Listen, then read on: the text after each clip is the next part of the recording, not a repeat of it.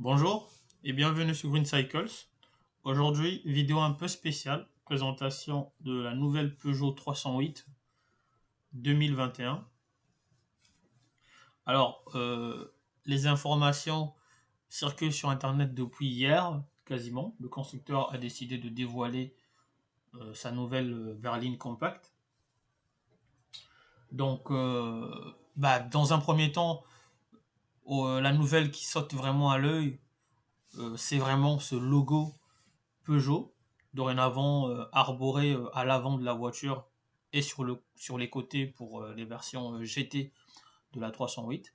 Mais c'est aussi la première voiture de chez Peugeot à porter ce logo-là. Comme on peut le constater, le logo il est vraiment réussi. Et bien entendu, cette nouvelle berline aussi est vraiment réussie.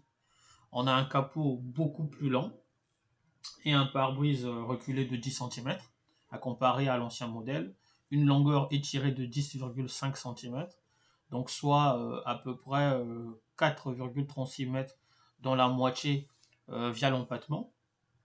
Donc c'est vraiment un progrès. En tout cas, ça permettra aux futurs clients d'avoir un habitacle plus grand.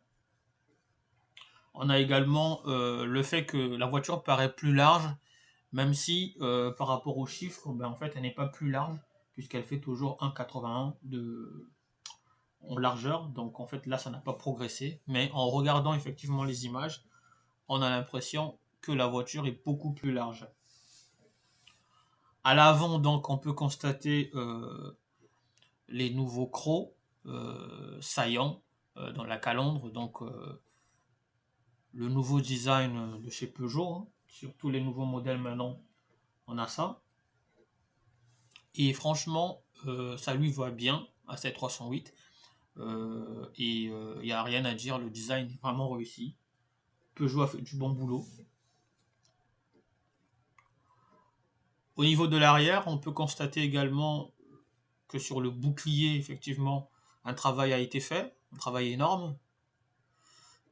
Franchement, on sent que c'est un nouveau modèle, mais on sent que c'est surtout en fait une Peugeot qui a progressé. Voilà. Il y a un plus par rapport à l'ancienne génération de 308. Il y a le bandeau lumineux noir qui court donc qui couvre en fait qui relie les feux arrière. Et là c'est pareil, c'est un des éléments stylistiques des nouvelles Peugeot. Et ça lui réussit également à la perfection. Quand on compare le nouvel iCockpit, donc là sur la gauche, et l'ancien iCockpit sur l'ancien modèle sur ma droite, on peut se rendre compte combien les différences sont énormes. On peut voir également l'évolution de Peugeot au niveau de l'intérieur de sa berline. Franchement, c'est une progression inédite. On peut constater déjà au niveau de l'écran, par exemple, que les écrans sont différents. Le nouvel écran est beaucoup plus grand et bien entendu plus fluide également et plus rapide par rapport à l'ancien. Mais on a également le nouveau levier de vitesse qui a changé. Donc là, on a, en tout cas sur le nouveau modèle, on a le petit levier de vitesse façon Golf, façon nouvelle Golf. Et à comparer avec l'ancien modèle, franchement, ça fait vraiment des années-lumière d'écart. Et pourtant, ça fait juste quelques années. Donc, cette nouvelle 308, franchement, c'est une réussite, il faut le dire. Vraiment, ça plaît énormément. Et je suis sûr que ça fera un carton. Parce qu'au rythme où ça va, franchement, les gens, c'est ce qu'ils veulent en fait. Des intérieurs propres, soignés, élégants, mais surtout que tout soit aussi à portée de main. Mais aussi des intérieurs assez technologiques, voilà, parce que maintenant, tout a très quasiment à la technologie.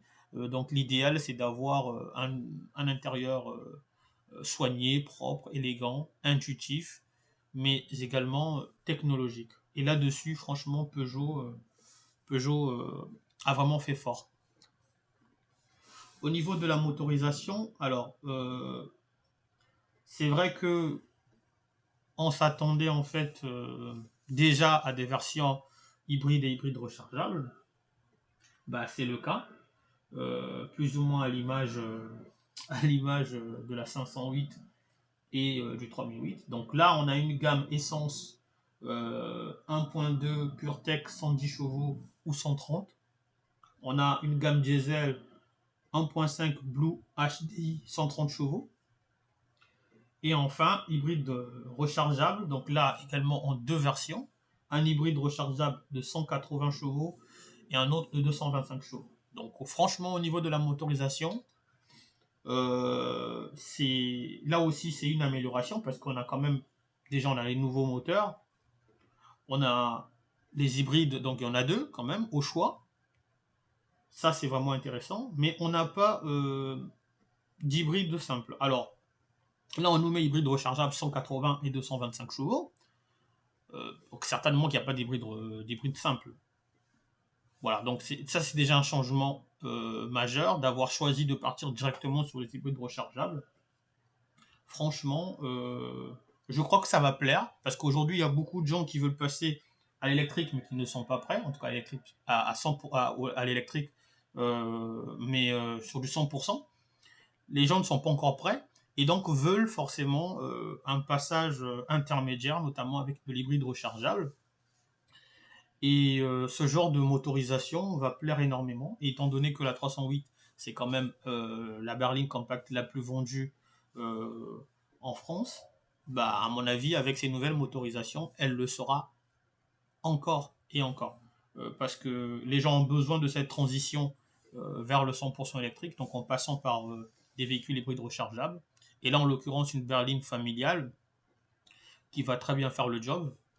On l'attendait franchement cette 308 et on est heureux qu'elle soit enfin disponible. Alors les prix pour le moment on ne les connaît pas, mais bien entendu Peugeot les rendra disponibles puisque le véhicule est attendu pour septembre 2021. Donc forcément on aura les prix d'ici là. Sur ces bonnes paroles, je vous dis merci et à la prochaine. Ciao ciao.